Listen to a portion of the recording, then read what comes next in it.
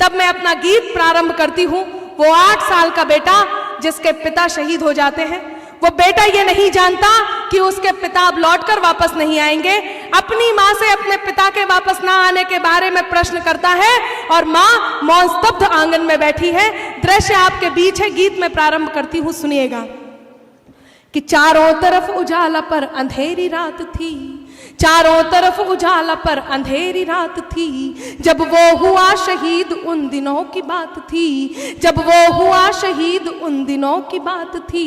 आंगन में बैठा बेटा माँ से पूछे बार बार, दीपावली पे क्यों ना आए पापा अब की बार, दीपावली पे क्यों ना आए पापा अब की बार।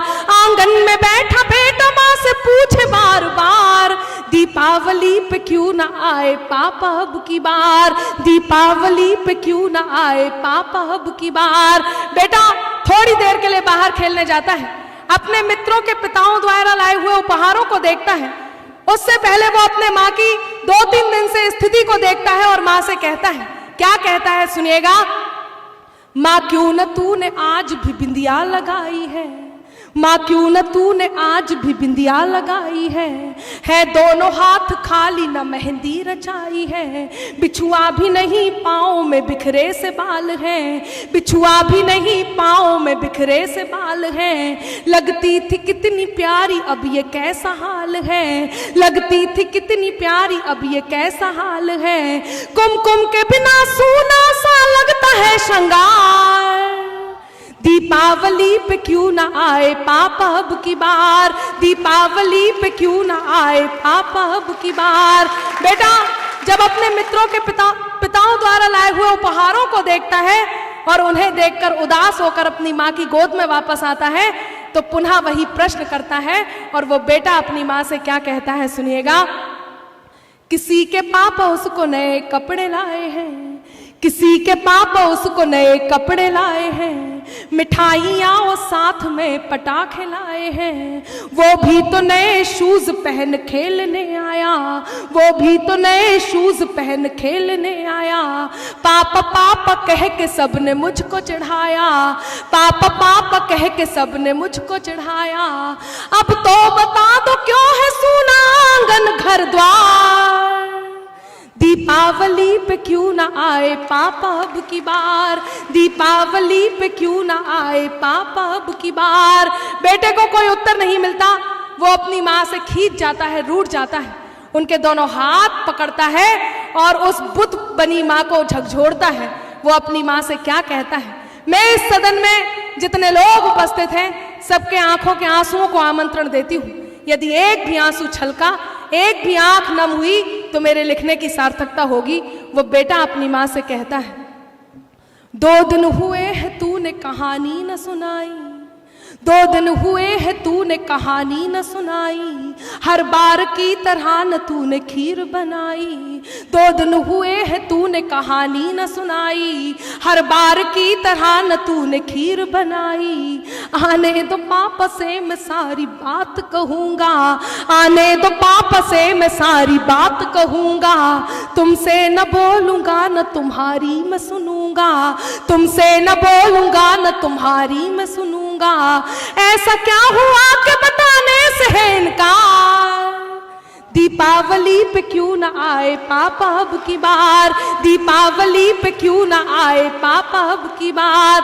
और मित्रों विडंबना देखिए कि पूछ ही रहा था बेटा जिस पिता के लिए, जुड़ने लगी थी लकड़ियां उसकी चिता के लिए। पूछ ही रहा था बेटा जिस पिता के लिए, जुड़ने लगी थी लकड़ियां उसकी चिता के लिए। पूछते पूछते वह हो गया निराश, जिस वक्त आंगन में आई उसके पिता की लाश। बेटा एक टक उस लाश को देखता है, एक टक अपनी माँ को देखता है, पुनः उस लाश को देखता है, पुनः अपनी माँ को देखता है। कोई जाकर के बताए उन जिम्मेदार व्यक्तित्वों को जो ये कहते हैं कि ये जवान तो होते ही इसलिए हैं कि देश पर शहीद हो जाएं, देश के लिए जान दे दें। कोई देखे उस घर को कि ऐसा क्या है जो हमारे रक्त को देश हमारे लहू को देशभक्ति में बदल देता है, तब मैं अंतिम बंद गीत का पढ़ती हूं और आप सबसे ये निवेदन करती हूं कि उस बेटे के लिए आपके आशीर्वाद के हाथ उठे और कहीं आशीर्वाद की तालियां उस बेटे तक पहुंचे। यदि उसका उत्तर आपको सही लगे तो पंक्तियां निवेदित करती हूं, सुनिएगा। कि पूछ ही रहा था बेटा जिस पिता के लिए जुड़ने लगी थी लकड़ियां उसकी चिता के लिए, पूछते पूछते वह हो गया निराश जिस वक्त आंगन में आई उसके पिता की लाश। बेटा उस लाश को देखकर मां से कहता है, मत हो उदास मां मुझे जवाब मिल गया, मत हो उदास मां मुझे जवाब मिल गया, मकसद मिला जीने का ख्वाब मिल गया, मकसद मिला जीने का ख्वाब मिल गया, पापा का जो काम रह गया है अधूरा, पापा का जो काम रह गया है अधूरा, लड़कर के देश के लिए करूंगा मैं पूरा, लड़कर के देश के लिए करूंगा मैं पूरा, आशीर्वाद दो मकाम पूरा हो इस बार।